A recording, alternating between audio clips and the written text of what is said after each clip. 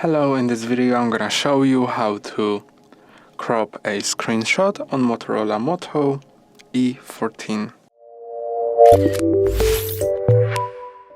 To do it, first make a screenshot. To make a screenshot, press on power button and volume down button at once, like this.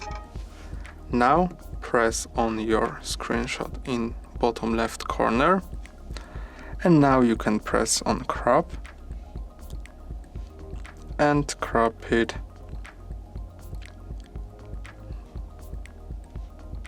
for example like that, then press on done, and it's been saved to your phone's gallery. That's all for today. Don't forget to like and subscribe. See you next time.